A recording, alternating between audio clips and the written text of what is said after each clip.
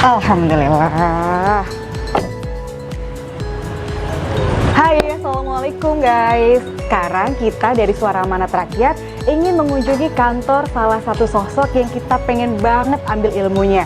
Nah, siapakah beliau? Langsung aja yuk kita masuk ke dalam. Ikut.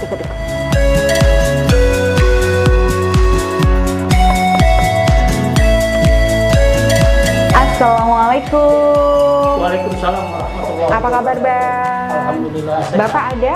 Ada. Boleh masuk? Silakan. Terima kasih.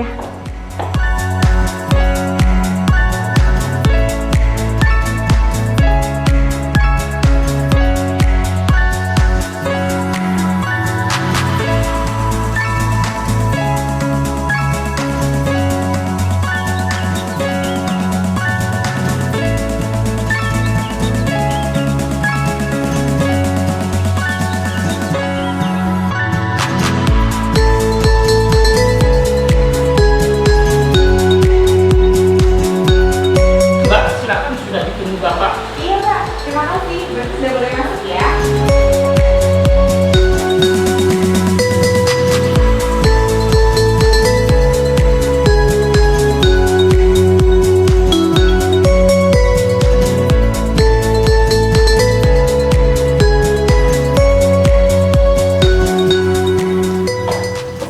Assalamualaikum. Waalaikumsalam, Apa kabar, ya, Bang? baik, Mbak Saya Tia. boleh duduk di sini, Bang? Boleh, silakan. Aduh, Ya, silakan.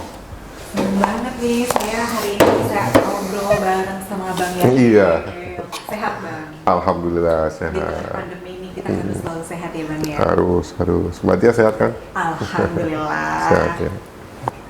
Dan sahabat, pada kesempatan kali ini saya Tia Molina dari Suara Amanat Rakyat berkesempatan khusus untuk bisa ngobrol, berkenalan lebih dekat dengan saudara kita, dengan Bapak Yahdil Abdi Harahap. Ya. Nah, tapi karena beliau itu saya kenalnya sebagai tokoh pemuda, jadi nggak enak kalau manggil Bapak. Jadi pada kesempatan kali ini izinkan saya manggilnya Bang Yahdil ya. Iya, iya, Siap. iya. Siap Bang Yahdil? Siap. Siap. Baiklah, sahabatku, saya akan memperkenalkan terlebih dahulu bahwa beliau ini, Bang Yahdil, beliau sekarang menjabat sebagai Ketua DPP Partai Amanat Nasional periode 2020 hingga 2025. Nah, selain itu ternyata beliau juga sudah menjejakkan karir di perpolitikan ini sudah hampir 20 tahun ya Bang ya? Lama ya. Udah Sekitar lama ya Bang ya? segitulah. Sekitar segituan ya. Jadi beliau memulai karirnya dulu sebagai Ketua BM PAN, Barisan Muda Penegak Amanat Nasional, periode 2000 hingga 2003. Ya, betul. Betul. Kemudian beliau ini juga mantan anggota DPR RI karena beliau pernah menjadi anggota DPR RI periode 2009 hingga 2014. Ya, betul. Betul ya Bang ya? Tepat sekali. Kalau saya hitung-hitung berarti saat menjadi anggota dewan beliau berusia kurang lebih 37 tahun ya Bang? Iya. Iya kan? Mbak Tia lebih tahu ya daripada saya. Saya cenayang sebetulnya. Jadi sahabatku untuk usia 37 tahun sudah berada di di parlemen ya sebagai anggota DPR RI, saya rasa itu adalah sebuah pencapaian yang luar biasa. Karena waktu itu era habis reformasi ya Bang ya? Iya. Ya pertengahan setelah reformasi lah mungkin Pertengahan ya. setelah reformasi ya. Nah ini menarik juga sih karena kemarin kita rusuh kayak tiba-tiba pemuda yang awalnya duduk-duduk di meja kayak tiba-tiba speak up about politics lah, about apapun gitu. Nah saya jadi kayak pengen cerita gitu loh Bang, kayak dulu di tahun 98 di era reformasi itu terjadi apa sih yang Bang Yahdil dan teman-teman pergerakan itu yang ada di Yeah. pikirannya saat itu gitu. Bagaimana ceritanya saat itu Bang? Ya, waktu- Separah ini enggak? Enggak, maksudnya dalam hal apa parah? Kalau dalam Kekeosannya. ya waktu itu chaos juga, tapi dalam situasi yang berbeda karena semangat untuk perubahan waktu itu sangat besar sekali ya di tokoh masyarakat, kemudian di mahasiswa sampai ke masyarakat pada umumnya. Memang menginginkan perubahan, artinya interest politik itu belum ada. Kalaupun ada tidak sebesar sekarang. Gitu. Interest politik artinya pergerakannya itu betul pergerakan yang lebih pure, lebih murni, kemudian lebih memiliki nilai-nilai idealisme yang tinggi. Gitu. Jadi memang itu sebuah pergerakan yang dilandasi oleh keinginan untuk Indonesia berubah menjadi lebih baik secara politik maupun secara ekonomi, gitu kira-kira berarti ya. Nah, kalau di saat itu Bang Yahdil bilang interest politiknya belum terlalu besar seperti saat ini. Iya. Lalu apa yang membuat Bang Yahdil di tahun 98, 2000 kemudian memilih untuk terjun saat itu ke Partai Amanat Nasional, cuma masuknya dari organisasi pemudanya, BM PAN. Apa yang membuat Bang Yahdil tertarik gitu? Kayak kita harus masuk nih, kita harus menggerakkan partai politik gitu. Apakah teman-temannya Bang Yahdil juga punya pemikiran yang sama pemuda saat itu? Ya, relatif pemikirannya sama ya. Nah, jadi ketika Partai Amanat Nasional itu dideklarasikan, kemudian berdiri, ya, dimotori oleh salah satu pendirinya tokoh reformasi, Pak Amin Rais. Kemudian sebagian dari teman-teman pemuda yang menjadi deklarator atau pendiri atau inisiator dari BM PAN itu berpikiran bahwa pergerakan politik partai ini perlu sayap partai yang firm di bidang kepemudaan. Artinya dukungan dari gerakan pemuda itu juga perlu untuk menasionalkan cita-cita politik Partai Amanat Nasional ini. Jadi atas dasar itu, kemudian sebenarnya sebelumnya sudah ada beberapa organisasi pemuda yang menggunakan atau menyatakan berafiliasi dengan Partai Amanat Nasional. Tapi kemudian itu menyatu, sebagian besar atau hampir semua dari organisasi pemuda yang ada AMAN, ada banyak macam-macam lah. Kemudian menyatu, kemudian sepakat untuk mendirikan sebuah organisasi pemuda yang merupakan sayap dari Partai Amanat Nasional. Nah, berdirilah kemudian BM PAN tersebut. Gitu. Ini sebetulnya menarik ya kalau kita berkaitan soal pemuda dan kalau diceritakan perpolitikan. itu panjang lebar itu. Karena itu sejarah ya, Bang Yahdil ya. Sejarah. Nah, Bang Yahdil sudah lama berkecimpung bersama para pemuda. Dulu Ketua Umum BM PAN. Kalau Bang Yahdil amati selama menjadi seorang pimpinan gitu, Ketua BM PAN, kemudian melihat dinamikanya selama hampir kurang lebih 20 tahun hingga saat ini. Apa sih Bang yang berbeda gitu? Konsep politik pemuda saat itu dengan saat sekarang. Ada kemajuan, kemunduran, atau apa nih kalau Bang Yahdil melihatnya? Seharusnya memang kemajuan ya. Seharusnya. Kemajuan. Artinya gini. Maaf. Tentu dari sisi kualitas politik itu seharusnya linear dengan kualitas politik kepemudaan juga. Iya, Seharusnya seperti itu. Jadi seharusnya memang ada peningkatan secara kualitatif dalam politik pemuda.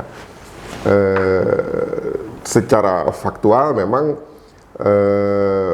belum terlalu terlihat seperti dulu kualitas politik pemuda. Artinya ada standar nilai yang seharusnya itu meningkat secara kualitas, tapi secara faktual belum, secara fakta di lapangan itu belum terlihat seperti itu. Nah, inilah karena banyak a priori politik. Pemuda ini, anak muda sekarang itu banyak yang tidak peduli dengan politik. Padahal politik itu sangat penting sekali. Dan mudah-mudahan bisa tertarik dengan Partai Amanat Nasional kan. Bergabung, kemudian memperjuangkan nilai-nilai politik yang diyakini melalui Partai Amanat Nasional atau melalui BM PAN, kemudian melalui Partai Amanat Nasional. Nah, seharusnya begitu. Jadi memang a priori politik di kalangan muda ini itu perlu dicari jalan keluar yang sehingga pemuda kita bisa memberikan sumbangan pemikiran, kemudian sumbangan gagasan dan sumbangan aktivitas kegiatan bagi kepentingan atau kesejahteraan bangsa dan negara, kira-kira gitu, Mbak. Nah, tadi saya garis bawah ini pernyataannya dari pertanyaannya Bang Yahdil. Padahal kita ngobrolnya santai ya Bang ya, tapi pertanyaannya berat nih. Tadi Bang Yahdil berharap bahwa anak muda ini harus melek politik, harus ikut berpartisipasi aktif dalam proses nanti pemilu, pesta demokrasi dan sebagainya. Atau mungkin mulai belajarlah politik. Tadi Bang Yahdil sempat bilang, ya kalau bisa anak muda gabung ke PAN. Nah, menurut Bang Yahdil nih, apa sih yang menarik dari Partai Amanat Nasional kok kayaknya pemuda harus gabung gitu?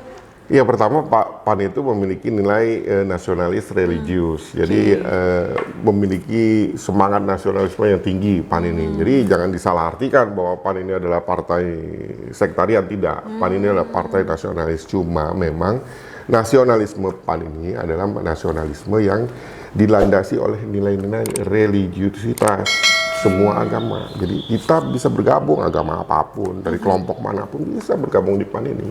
Gitu. Jadi nasionalisme yang dibangun oleh PAN bukanlah nasionalisme yang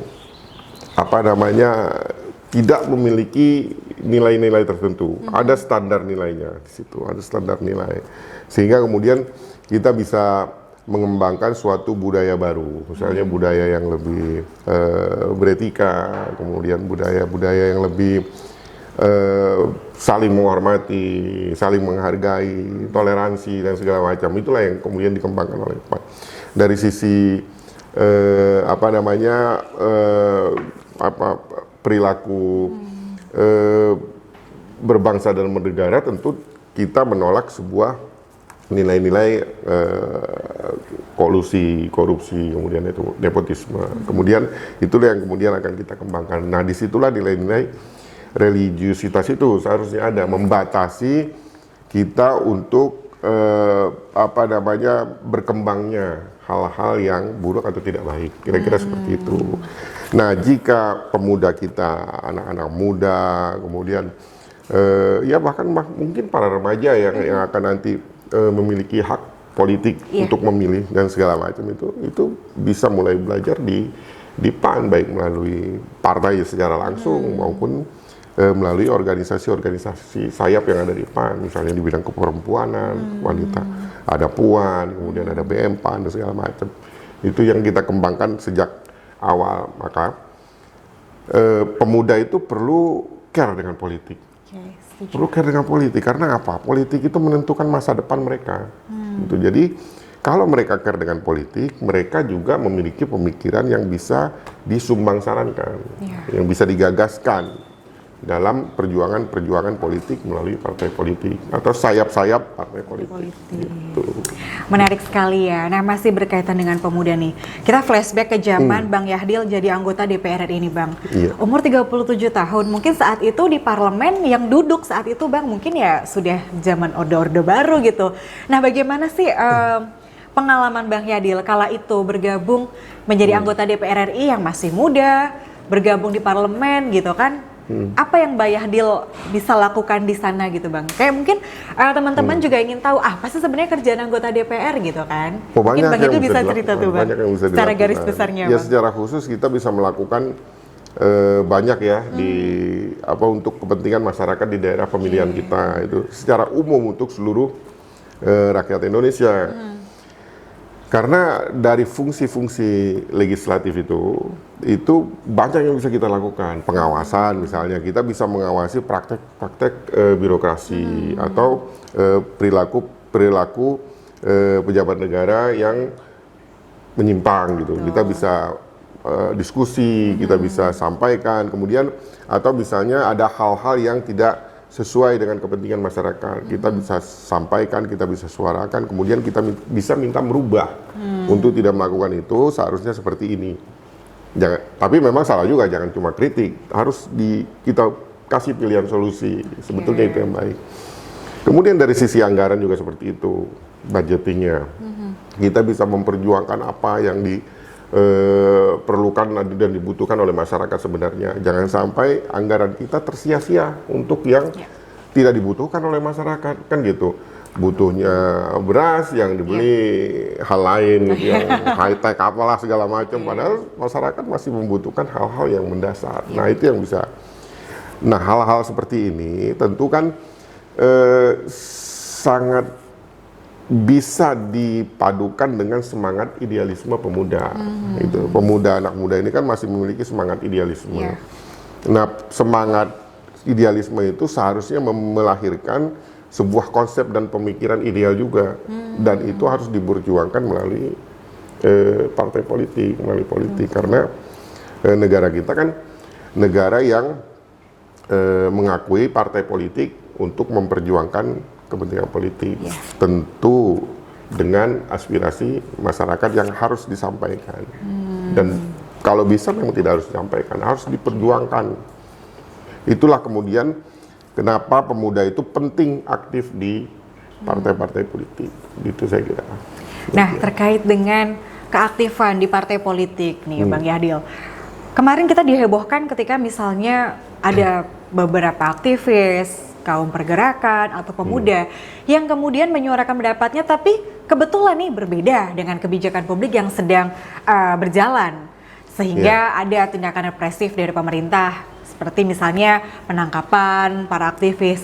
Kalau Bang Yahdil sendiri menanggapinya seperti apa, Bang? Jangan sampai nih, Bang, para pemuda kayak akhirnya, aduh aku nggak berani menyuarakan deh, ntar aku ditangkap kayak gitu loh, Bang. Gimana, Bang, artinya begini, saya kira ya kita memang harus agak positif thinking lah. Penangkapan itu mungkin diberlakukan terhadap oknum-oknum yang berbuat anarkis, pengerusakan dan segala macam. Nah, kalau menurut saya, selama penyampaian aspirasi itu dilakukan secara tertib dan damai, kemudian melalui pressure politik di parlemen, melalui anggota-anggota DPR, saya kira seharusnya tidak terjadi bentrok dan kekerasan. Yang kedua, ini memang dua sisi mata uang yang seharusnya saling memahami. Ya. Di sisi lain juga aparat pemerintah dalam hal ini, dalam hal ini tentu harus memiliki sebuah kesabaran yang tinggi. Ya, namanya juga rame, namanya senggolan ya wajar lah gitu kan, senggolan wajar. Interaksi fisik itu memang tidak bisa dihindari gitu. Jadi perlu kesabaran, perlu sifat mengayomi yang tinggi, bahwa ini adik-adik mereka juga gitu loh. Misalnya pemuda itu adik-adik mereka, adik-adik mahasiswa yang memiliki idealisme yang tinggi, semangat yang tinggi. Ya kalau ngomong keras wajar lah gitu. Jangan langsung ngomong keras langsung dipentungin kan gitu. Nah itu kan salah, gimana? Kita kan negara demokrasi gitu. Betul. Negara demokrasi, penyampaian aspirasi langsung itu sangat dimungkinkan dan itu dilindungi oleh undang-undang. Gitu. Nah pertanyaannya, Bang Yahdil pernah ikut aksi demonstrasi nggak, Pak? Wah kalau dulu mah sering dulu. Kalau sekarang ngerasain nggak tuh, Bang? udah nggak kuat kita ngos-ngosan. Menarik ya, memang itulah. Saya mah dipentungin juga udah pernah. Oh, udah pernah ya, Bang ya? Tapi nggak sampai masuk ke Polsek, Polres gitu, Bang? Alhamdulillah nggak sampai. Berarti ini termasuk demonstran yang tertib ya, Bang ya? Kepala saya masih ada benjolnya ini. Masih ini kalau diraba ada benjolnya, bukan dipentung. Masa, Bang? Iya, wah, betul. itu bisa jadi salah satu tanda bukti sejarah ya, Bang ya? Benar-benar kita bergerak dari bawah gitu. Sehingga ketika sudah berada di dalam pemerintahan pusat gitu, sebagai anggota legislatif, masih menyimpan semangat itu ya, Bang? Oh ya, semangat itu sebetulnya nggak harus terbatas dengan usia ya. Semangat untuk memperjuangkan kebenaran, idealisme, kemudian juga apa yang menjadi kepentingan masyarakat itu seharusnya sepanjang masa ada. Hanya tinggal memang pandangan atau cara mungkin agak berbeda. Kalau pemuda kan cenderung berapi-api gitu. Kalau agak lebih senior ya cenderung lebih tenang, mungkin lebih soft gitu kan. Tapi pressure-nya harus sama. Kekuatan tekanan untuk melakukan perbaikan bagi kepentingan masyarakat itu harus sama gitu. Menarik sekali. Nah, kita sekarang ngomong-ngomong saya ngopi dulu. Kopinya cuma satu ini. Oh iya, bagaimana ya tim saya ini kopinya? Saya nggak kopi saya maunya teh aja karena sekarang kebetulan lagi gerimis ya, Bang. Iya. Suasana syahdu di belakang kita ya, teman-teman. Nah, semoga hujannya bisa jadi berkah ya, Bang ya. Iya. Ya Allah. Ini kalau ada patasin pasti langsung nyanyi gerimis mengundang. Boleh nanti kita nukilkan ya, satu bait, dua bait lagunya. Nah, Bang Yahdil, kalau kita boleh melanjutkan diskusi kita kali ini, Bang Yahdil. Iya. Ini kan hampir 20 tahun sepak terjang karir politik Bang Yahdil sekarang menjadi ketua di DPP Partai Amanat Nasional. Kalau Bang Yahdil sendiri melihat bagaimana nih, Bang, strategi pemenangan pemilu ke depan? Karena di beberapa survei ketika disangkutkan dengan parliamentary threshold, ada yang mengatakan yakin nih PAN bisa lolos. Nah, gimana Bang Yahdil menanggapi itu, Bang? Ya insya Allah sih PAN selalu lolos ya, insya Allah ya. Mudah-mudahan insya Allah selalu. Karena gini, sebetulnya PAN itu tahu gimana caranya dari dulu ya. Dari dulu PAN itu memiliki taktik dan strategi yang baik untuk dalam menghadapi pemilu. Hanya saja memang eksekusinya, penerapannya itu lemah. Ya nggak tahu lah karena ketidakseriusan dan segala macam. Nah, dalam periode sekarang ini itu sebetulnya dari konsep-konsep yang pernah di apa namanya direncanakan oleh PAN dalam menghadapi pemilu itu tinggal diimplementasikan saja. Penguatan implementasinya itu yang perlu. Misalnya begini, dari dulu PAN itu tahu kita harus konsolidasi sampai ke tingkat bawah, sampai ke tingkat ranting, rayon. Itu masalah eksistensi partai dan itu penting. Kalau eksistensi partai itu ada sampai tingkat bawah, itu sudah paling tidak masyarakat itu tahu partai itu ada. Dari tahu, kemudian berusaha mengenali, kemudian berusaha untuk tahu dan ikut bergabung. Sama-sama memperjuangkan apa yang ada di bawah, kan gitu. Itu masalah konsolidasi organisasi. Kemudian juga dalam abad modern ini, abad IT, multimedia, IT, medsos segala macam itu sebetulnya PAN itu sudah jauh hari memikirkan, mengantisipasi mengenai baik dalam pengembangan struktur partai dengan menggunakan teknologi maupun dalam hal sosialisasi, pengenalan baik figur orang-orang, siapa tokoh-tokoh PAN, tokoh pemudanya, tokoh menengahnya, tokoh seniornya gitu, sampai dengan elit-elitnya. Itu sebenarnya sudah lama. Dulu saya kira PAN itu partai pertama yang membagikan perangkat komputer sampai ke bawah. Partai lain saya kira belum ada itu. Dulu waktu zaman periode kedua Pak Amin atau pada saat Mas Tris jadi ketua umum, saya agak lupa. Tapi udah lama sekali. Saya kira partai lain belum memikirkan hal itu ya. Kita sudah memikirkan membagikan komputer, kemudian akan membangun jaringan dari atas ke bawah, bawah ke atas itu jaringan baik untuk pendataan anggota, kemudian hal-hal yang bersifat instruksi dan segala macam, sehingga lebih mengefisienkan hubungan antara DPP, DPW, dan DPD. Itu PAN saya kira yang pertama. Nah, ini sebetulnya hanya saja pada saat itu ketika komputer dibagikan, itu nggak dilanjuti dengan langkah selanjutnya. Seharusnya pembangunan jaringan, kemudian pendataan anggota dan segala macam, sehingga terbangun sebuah informasi yang menyatu antara bawah dan atas, kemudian instruksi yang menyatu antara atas dan bawah, kan kira-kira begitu.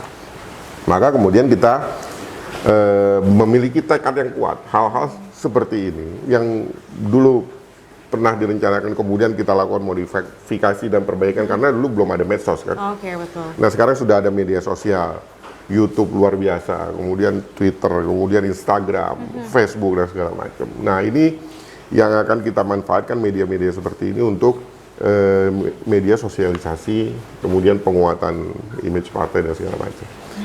Nah itu dalam hal dan juga membangun war room tentu kan. War room itu sangat penting bagi suatu partai. Kemudian lembaga lain seperti lembaga litbang. Penguatan terhadap litbang ini penting karena sebagai komparasi kita terhadap lembaga-lembaga survei yang ada.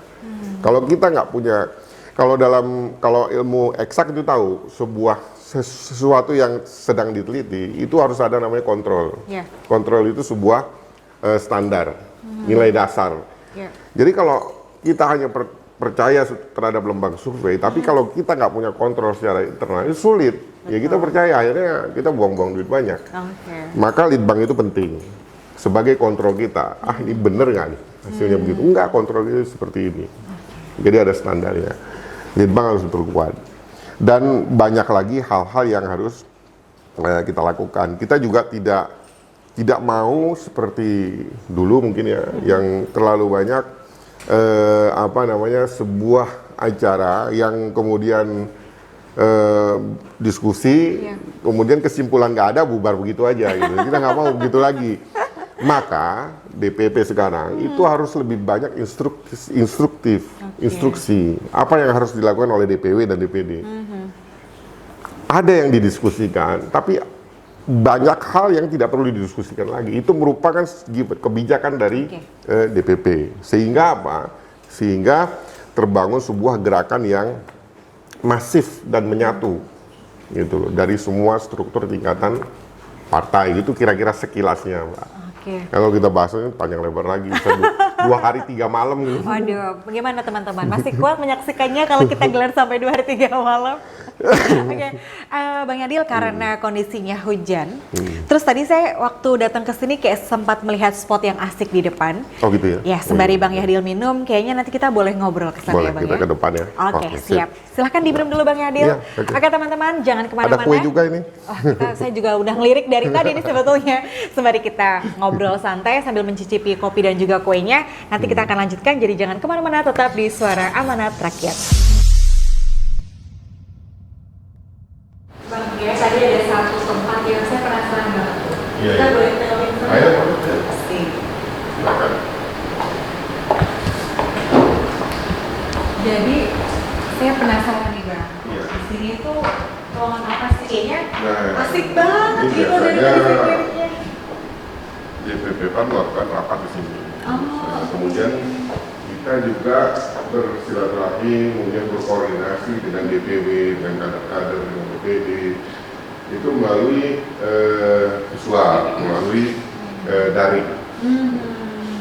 Bukan hanya karena pandemi aja, tapi untuk efektivitas waktu dan efisiensi, sehingga kita untuk hal-hal yang urgent kita bisa bersifat konsolidasi, kemudian hal-hal lain yang bersifat sosialisasi bisa kita lakukan secara daring.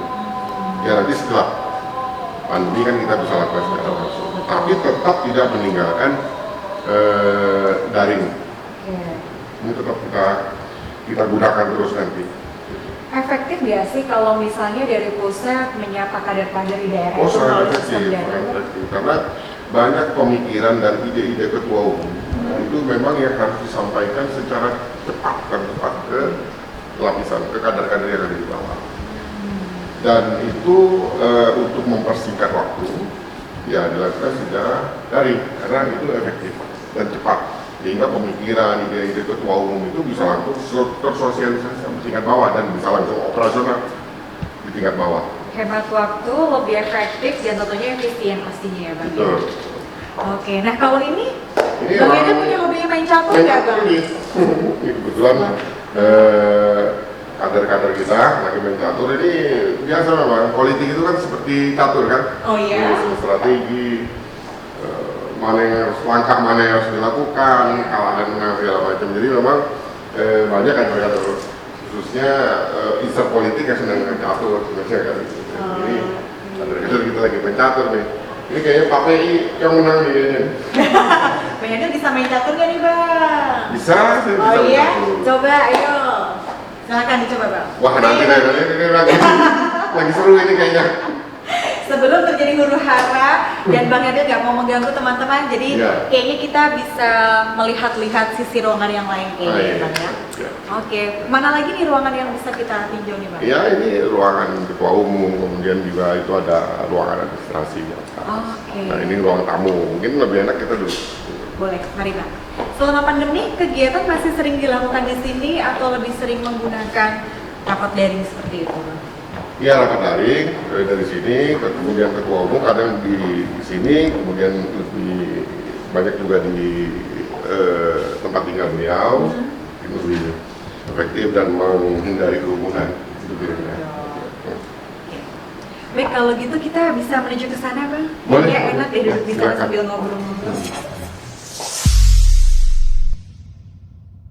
Hai teman-teman, masih kembali lagi bersama saya Tia Molina dari Suara Amanat Rakyat. Dan kesempatan kali ini kita masih bersama dengan Bang Yahdil Abdi Harahap. Masih betah ya Bang? Masih. Kita lanjutkan Bang? Lanjutkan. Nah, teman-teman kalau misalnya mengamati sistem perpolitikan kita saat ini, kemudian juga dinamika dengan kehidupan sosial, pastinya teman-teman juga mengetahui bahwa belakangan ini Partai Amanat Nasional kalau dalam tanda kutip ya, itu koalisi lah dengan pemerintah. Karena memang bergabung untuk bisa mensukseskan kehidupan berbangsa dan juga bernegara bersama dengan pemerintah. Tapi kalau kita lihat dalam perkembangannya, dalam perjalanannya, terkadang beberapa kebijakan, misalnya kemarin Undang-Undang Cipta Kerja, PAN juga menyetujui tapi dengan memberikan beberapa kritikan seperti itu. Nah, kita ingin mengetahui sebetulnya Bang Yadil, sebetulnya Partai Amanat Nasional ini gimana sih gitu melihat pemerintah memposisikan dirinya dalam rangka untuk menjadikan Indonesia ini lebih berdaulat, adil dan makmur seperti itu Bang.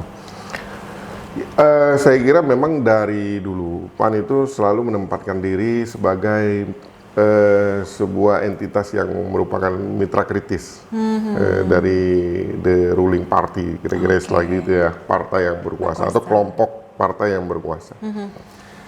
Kita selalu seperti itu. Kita mendukung kebijakan yang kita nilai baik, kemudian mengkritisi kebijakan-kebijakan yang tidak baik. Tidak baik untuk bangsa dan negara dan rakyat. Kira-kira seperti itu. Karena ada baru-baru ini Undang-Undang Cipta Karya, saya kira itu rekan-rekan DPR lah yang berhak mengomentari. Tapi memang visi yang saya pegang menteri saja. Yang kita pikirkan memang bukan yang kerja aja, tapi yang menganggur juga harus kita pikirkan supaya bisa dapat pekerjaan. Saya kira itu kewenangan teman-teman di DPR yang lebih pas untuk, dan pemerintah yang lebih pas untuk menjelaskan. Yang pasti apapun itu persoalan implementasi itu penting. Implementasi terhadap kebijakan-kebijakan yang mengarah kepada perbaikan kehidupan masyarakat, kehidupan pekerja, kehidupan pelajar, kehidupan mahasiswa, kemudian kehidupan di bidang usaha juga itu penting. Jadi kita juga penting untuk memikirkan bagaimana pengusaha-pengusaha kita itu bisa besar dan berkembang dan banyak gitu. Nggak bisa hanya berpatok pada beberapa kekuatan ekonomi saja, sehingga kita harus memperlebar ruang dan memberi kesempatan yang banyak kepada bangsa, masyarakat dan negara kita, rakyat kita untuk berusaha sebaik-baiknya dengan iklim usaha yang baik tentunya kan gitu. Saya kira itu yang penting untuk diketahui bahwa PAN itu selalu dari dulu menjadi mitra kritis dari pemerintah atau dari penguasa. Baik ketika PAN menempatkan kadernya di parlemen, PAN tetap kritis, di DPR tetap kritis, kemudian kader-kadernya tetap kritis, maupun ketika tidak ada kadernya di pemerintah, tidak ada menteri, baik ketika ada menteri maupun ketika tidak ada menteri, kita tetap menjadi mitra kritis dari pemerintah. Saya rasa kalau berdasarkan hasil penuturan dari Bang Yadil, ini bisa jadi salah satu keunikan dari Partai Amanat Nasional ya Bang ya. Bagaimana tetap berjalan beriringan bersama pemerintah, tapi juga tetap tidak menumpulkan nalar kritis itu sendiri, seperti itu. Oh iya betul. Jadi tetap kalau memang dirasa ada yang kurang tepat ya memberikan saran dan masukan gitu ya Bang ya. Betul. Oke. Nah Bang Yadil, kalau misalnya kita berbicara tentang dapil daerah pemilihan, ini kalau kita lihat tahun 2009 Bang Yadil maju dan terpilih dari daerah pemilihan Sumatera Utara 1. 2 waktu itu. Waktu itu 2. Oke. Nah kalau untuk proyeksi ke depan, rencana masih di Sumatera Utara 1 atau Sumatera Utara 2 nih Bang? Iya, saya kebetulan waktu pemilu kemarin tidak mencalonkan diri sebagai anggota legislatif karena masih fokus di beberapa bidang lainnya selain bidang politik. Nah, insya Allah nanti ya kita akan bertarung lagi lah di pemilu untuk maju lagi ya Bang ya? Maju lagi. Demi Indonesia yang adil, makmur, sejahtera. Setuju ya Bang? Iyalah, saya setuju kalau anggota dewannya seperti Bang Yadil nih kan, pemuda oke, semuanya berjalan oke. Kita doakan semoga nanti bisa terpilih kembali ya Bang ya? Amin. Nah, Dapil Sumatera Utara 2 ya Bang ya? Ini meliputi daerah mana aja nih Bang? Siapa tahu teman-teman yang ini, oh itu daerah saya gitu. Nah dulu saya itu memang dari Sumatera Utara 2, tapi insya Allah ke depan saya berencana, kalau Allah mengizinkan, saya berencana maju dari Sumatera Utara 1. Sumatera Utara 1, wilayahnya mana aja sih? Sumatera Utara 1 itu meliputi Kota Medan, Deli Serdang, Kabupaten Deli Serdang, Kabupaten Serdang Bedagai, Kota Tebing Tinggi. Jadi 4 itu, Kota Medan, Kabupaten Deli Serdang, Kabupaten Serdang Bedagai, dan Kota Tebing Tinggi. 4 kabupaten kota itu, insya Allah rencananya. Amin. Nah tapi kan kalau kita lihat Sumatera Utara 1 ini keanekaragamannya, suku, budaya, agamanya, ini kan cukup beragam nih Bang. Beragam. Nah Bang Yadil punya strategi gitu nggak sih Bang, atau mengemas ini supaya Bang Yadil juga bisa menjadi anggota yang bukan hanya milik mayoritas Muslim saja, tapi juga milik semua gitu. Betul, bagaimana sih Bang itu caranya? Ini sangat plural sekali, sangat plural sekali Sumatera Utara 1 ini. Ada suku Jawa, suku Batak, suku Minang, ada suku Melayu. Oh banyak ya? Banyak, dan etnis Tionghoa juga banyak di situ. Banyak juga. Ya, yang penting pertama kita harus memperkuat jaminan toleransi sehingga orang bebas, tidak ada diskriminasi, kemudian orang bebas menjalankan kepercayaan dan agamanya, beribadah menurut kepercayaan dan agamanya. Itu yang penting, memperkuat itu. Kedua juga memperkuat apa yang menjadi sumber-sumber kehidupan masyarakat. Misalnya banyak yang bekerja di perkebunan, kemudian juga di kota-kotanya itu ada yang mungkin usaha, bisnis, kemudian juga di bidang pertanian, kemudian juga di beberapa bidang lainnya yang menjadi hajat hidup masyarakat yang ada di sana. Ini yang harus kita perkuat dari sisi anggarannya, dari sisi kebijakan ekonominya, dari sisi akses terhadap uang, terhadap dana, terhadap permodalan. Ini yang perlu kita perkuat yang ada di bidang itu. Misalnya kita perkuat sektor pertaniannya, kemudian juga kita perkuat sektor-sektor usaha di bidang pertaniannya juga, pertanian dan perkebunan. Itu yang penting. Saya kira itulah yang perlu diperjuangkan di daerah pemilihan Sumatera Utara satu. Dan juga kebetulan di Sumatera Utara pada umumnya, di daerah pemilihan Sumatera Utara satu itu banyak sekali juga kegiatan OKP, organisasi kemudaan. Nah ini juga kita harus jamin dan kita arahkan ke arah yang positif, ke arah yang baik, sehingga pemuda bisa berkembang, bisa bermanfaat bagi masyarakat dan bagi kota atau kabupaten di daerahnya gitu. Nah, kalau nih Bang, tadi ngomongin dapil, seru juga nih kayaknya kan, karena kalau di dapil berarti berurusan dengan para kader, gitu, para pendukungnya Abang lah di sana. Kalau ibaratnya saya penyanyi, seorang penyanyi, saya mau jangan protes kalau misalnya saya Raisa gitu kan. Itu saya punya sebutan fanbase Yo Raisa gitu. Nah, kalau misalnya Bang Yahdil sendiri nih gitu, sebutan untuk para pendukung kader-kader yang memperjuangkan Abang di daerah pemilihan ini, ada namanya nggak sih Bang kayak gitu? Iya, itu teman-teman udah buat itu di sana. Saya sendiri itu diinisiasi oleh kader-kader kita yang ada di sana, namanya Kawan Yah. Kawan Yah? Kawan Yahdil Abiarab gitu, disingkat Kawan Yah. Karena memang di Medan itu kan atau Sumatera Utara nggak terbiasa dengan sebutan sahabat, teman gitu, biasanya kawan gitu. Kita berkawan. Hai kawan-kawan semuanya, Kalau pakai bahasa apa ya kalau di Medan Abang biasa bahasa Batak atau bahasa Indonesia Bang? Enggak, bahasa Indonesia, hanya logatnya logat Medan. Coba Bang, hai kawan-kawan gitu Bang. Sapa kawan ya yang ada di dapilnya Abang atau di seluruh Indonesia, coba Bang. Hai kawan-kawan, gimana kabarnya? Terus saya jawabnya gimana? Paten kan? Paten. Bener ya sih jawabnya? Paten. Nah Bang, untuk mengorganize para kader, para kawan ya ini juga, ini gimana sih Bang? Mungkin teman-teman juga ingin belajar politik gitu, mungkin kayak saya harus apa ya gitu, sejak kapan sih saya harus menjadi tokoh di daerah atau apa sih yang harus saya lakukan di masyarakat, mungkin Bang Yahdil bisa cerita ke teman-teman semuanya. Iya, sebetulnya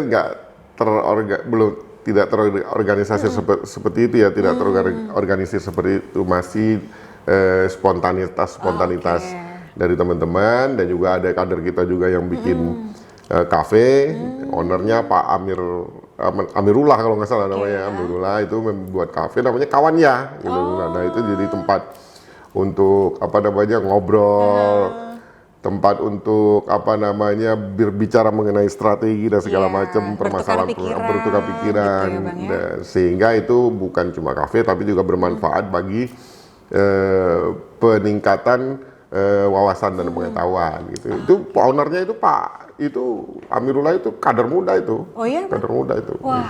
Nah kalau boleh cerita lagi nih Bang, waktu tahun 2009 Bang Yahdil masih muda, mencalonkan sebagai anggota DPR RI gitu kan Bang. Mungkin sebagian dari kita pemuda kayak, wah nyampe nggak nih ya, wah bisa nggak nih ya. Oh, bisa. Tapi Bang Yahdil tuh optimis, mungkin bisa berbagi pesan dan semangat ke teman-teman yang mungkin ingin terjun juga ke dunia politik. Bisa. Yang penting itu eksis di tengah masyarakat gitu. Ya memang ada kebanyakan anak muda kita ini kan menghindar karena itu biaya tinggi, segala macam, perlu sekian ratus juta, sekian miliar gitu. Tapi sebenarnya tidak seperti itu juga. Pertama itu dia harus eksis di masyarakat. Kedua harus jelas apa yang dia perjuangkan, dan apa yang diperjuangkan itu harus diketahui oleh masyarakat banyak gitu, rakyat kebanyakan. Nah kalau apa yang dia perjuangkan itu diyakini oleh masyarakat sebuah hal yang bermanfaat bagi masyarakat, kemudian juga dia dinilai dia dia bisa meyakini bahwa masyarakat itu yakin dia akan bisa memperjuangkan itu, saya kira itu nggak perlu uang banyak, nggak perlu harus sampai ratusan miliaran, ya cukup untuk beli bensin juga udah cukup, saya kira. Yang penting banyak menemui masyarakat dan menyampaikan apa yang akan dia lakukan. Intinya emang harus sering terjun ke masyarakat langsung. Nah seperti itu ya, Bang intinya. Yadil, Jadi ya. kalau memang udah mengikhtiarkan diri untuk terjun di politik, ya harus serius menggeluti politik. Kira-kira begitu. Nah, kalau berkaitan dengan Dapil Sumatera Utara 1, Bang, kira-kira apa sih yang wah kayaknya nih Sumatera Utara harusnya beginikan gitu, Bang? Ada nggak sih, Bang, kayak mimpi besarnya gitu? Saya kalau jadi anggota Dewan tuh, saya pengennya Sumatera Utara jadi seperti ini gitu. Apa sih harapannya Bang Yadil, Bang? Iya, kalau secara umum tentu Sumatera Utara itu harus dibangun sisi-sisi basis masyarakatnya, perkebunan, pertanian, kemudian memang masyarakatnya hidup dari situ mayoritas. Kemudian juga saya kira salah satu hal yang paling kita banggakan dari Sumatera Utara itu memang toleransinya sangat tinggi. Jarang sekali kita mendengar berita Sumatera Utara itu konflik karena karena SARA gitu, jarang sekali. Jadi toleransi sangat tinggi.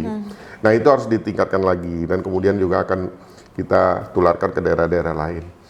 Kemudian kita juga harus bisa mengidentifikasi kota-kota yang menjadi tujuan bisnis dari orang luar. Misalnya Medan, itu banyak sekali orang Malaysia, Singapura itu melakukan aktivitas bisnis di Medan. Ini harus kita perkuat. Kita perkuat, kita beri kenyamanan, dan kemudian juga kita beri kewajiban untuk melibatkan masyarakat yang ada di kota Medan dan di sekitarnya tentunya. Karena bisnis mereka biasanya kan di luar itu, ada yang investasi di bidang perkebunan, kemudian ada pertambangan dan segala macam. Nah itu yang penting. Jadi afirmasi terhadap masyarakat, selain itu juga menjamin kelangsungan usaha itu sangat penting. Nah, keseimbangan ini yang penting. Asal jangan birokrasinya itu terlalu gampang dibeli atau murah gitu. Jadi harus tetap memperjuangkan bagi manfaatnya bagi kepentingan masyarakat gitu. Saya setuju sih itu kalau memang semangatnya itu. Kita doakan bersama ya Bang Yadil ya. Amin, Amin. Nah Bang Yadil, ini mungkin salah satu sisi yang nggak banyak orang tahu dan entah banyak orang yang peduli atau tidak, tapi saya sangat peduli nih Bang Yadil. Jadi ketika Bang Yadil sebagai seorang politisi sudah terjun di dunia politik puluhan tahun, bagaimana Bang kondisi keluarga Bang? Maksud saya begini, ada pertentangan nggak misalnya dari istri Abang, atau dari anak-anak Abang, atau dari keluarga besar Abang? Atau kan mereka kayak, ayo Pak, semuanya maju gitu. Pokoknya bagaimana sih keluarga itu ketika Anda menjadi seorang politisi gitu? Itu hal simpel sih, tapi saya selalu ingin tahu dan teman-teman juga pastinya banyak yang ingin tahu. Iya, dukungan keluarga itu sangat penting bagi seorang politisi. Dukungan moral dari keluarga. Karena tanpa dukungan keluarga kita akan terhambat menjadi seorang politisi. Misalnya politisi itu kan kadang jamnya itu kan nggak ada. Iya gitu. betul. Dan kemudian ketika menjadi politisi atau bahkan seorang anggota DPR itu kan banyak melakukan kunjungan spesifik, kunjungan kerja, itu segala macam, baik dalam negeri maupun di luar negeri kan gitu. Nah tanpa dukungan keluarga ini kan sulit, ya kan? Kalau baru jam 9 malam udah disuruh pulang sama bininya susah juga itu. Gimana mau jadi para istri? Gimana mau jadi politisi kalau jam 8 malam, jam 9 malam udah disuruh pulang? Karena banyak juga aktivitas politik itu yang dilakukan di malam hari, rapat, kemudian pembahasan apa yang harus dilakukan besok ke depan.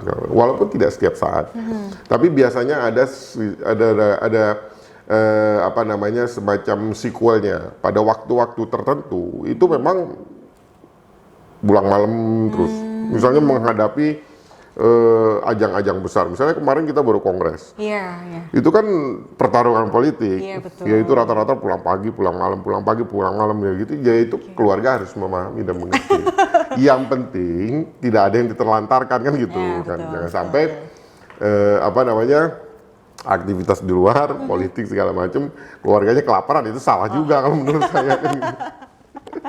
Betul, saya sangat setuju sih. Kenapa saya menanyakan ini? Karena mungkin nggak banyak orang yang tahu gitu loh Bang. Orang berpikir kayak, ya kalau politisi ya udah dia punya dunia sendiri. Oh tidak, karena memang saya yakin bahwa ketahanan bangsa itu dimulai dari ketahanan keluarga ya Bang Yahdil ya. Betul, sangat betul sekali. Nah Bang Yahdil ini sebetulnya, saya suka ngobrol sama Bang Yahdil ya. Ini panjang lebar, bisa 3 hari 3 malam gitu. Mungkin saya kuat, tapi saya nggak tahu teman-teman kuat apa enggak gitu kan. Jadi mungkin kita harus menyudahi di sini nih Bang Yahdil, tapi tidak yang menjadi terakhir kalinya ya Bang ya. Semoga nextnya kita bisa ngobrol di kesempatan yang lain.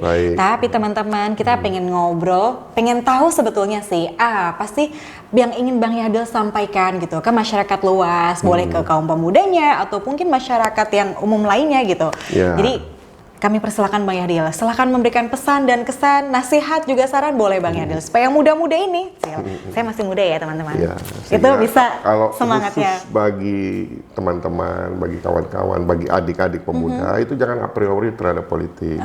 Itu memang harus mencermati perkembangan politik yang ada. Ya hambatan itu ada aja. Ketika kita melakukan aksi misalnya menyampaikan aspirasi secara langsung ya dipentungi, ada geseran ya itu biasa lah, tapi jangan anarkis, jangan merusak, itu yang penting. Kita sedapat mungkin, semaksimal mungkin menyampaikan apa yang menjadi ide dan pemikiran kita itu secara positif. Itu bagi masyarakat umum tentu ya memang kadang bangsa dan negara itu ada zaman yang sulit, kemudian ada zaman mudahnya. Nah dalam pandemi ini memang kita dalam posisi yang sulit, baik secara sosial, politik maupun secara ekonomi. Ini merupakan hal yang harus dipahami. Gitu, ya. Baik, Bang Yahdil, ini kita mengucapkan terima kasih banyak. Sama-sama. Bang Yahdil sudah meluangkan waktunya untuk Suara Amanat Rakyat. Sukses untuk Bang Yahdil. Sama-sama sukses. Sukses untuk seluruh Indonesia ya Bang ya. Semoga Indonesia bisa menjadi negara yang kita impikan. Sukses juga untuk Suara Amanat Rakyat. Terima kasih. Bisa diulangi lagi Bang? Sukses juga untuk Suara Amanat Rakyat. Baiklah teman-teman semuanya, sampai jumpa di lain kesempatan. Hari ini ngobrolnya asik banget, jadi tetap stay tune di Suara Amanat Rakyat. Sampai jumpa di episode berikutnya. Assalamualaikum warahmatullahi wabarakatuh.